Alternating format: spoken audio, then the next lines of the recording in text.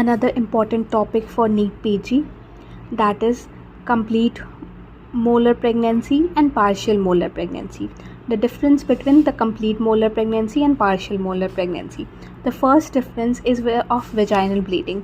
Vaginal bleeding is most common in complete molar pregnancy. It is 80 to 90%, and these bleeding are dark and intermittent, and it is less prominent in partial. Partial में ये less prominent होता है, complete molar में ये बहुत ज़्यादा bleeding present करेगा, dark intermittent bleeding. और ये जो पार्शियल मोलर प्रेगनेंसी है वो ऑफन मिस्ड अबॉर्शन की तरह प्रेजेंट करता है. दूसरा डिफरेंशिएटिंग पॉइंट है यूटराइन साइज़. यूटराइन साइज़ जो कंप्लीट मोलर प्रेगनेंसी में यूट्रस का साइज़ जो रहता है वो ऑफन लार्जर होता है दैन एक्सपेक्टेड. बट जो पार्शियल मोलर प्रेगनेंसी है वो तुम्हारा यूटराइन साइज़ उसमें अप्रोप्रिएट होता है या फिर स्लाइटली स्मॉलर होगा.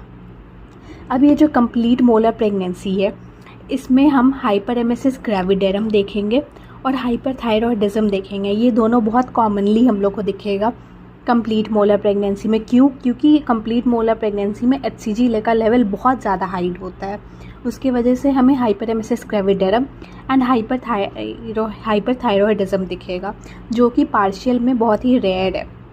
अब जो प्रोडक्ट ऑफ कंसेप्शन है वो कंप्लीट मोलर में ग्रेप लाइक वेसिकल नज़र आएगा और वो कैरेक्टरिस्टिक होगा कंप्लीट मोल का. बट जो पार्शियल मोल है उसमें ये लेस एडवांस्ड हाइडेटिफॉर्म चेंजेस हमें दिखेंगे. HCG लेवल एक बहुत ही important differentiating feature. HCG level complete molar pregnancy में HCG लेवल बहुत ही ज़्यादा एक्सट्रीमली हाई होता है, more than 1 lakh milli international unit पर ml. But partial molar pregnancy में ये इसका जो वैल्यू होता है HCG का that is less than 1 lakh. Okay, this is it. It is a very important topic. Please revise it.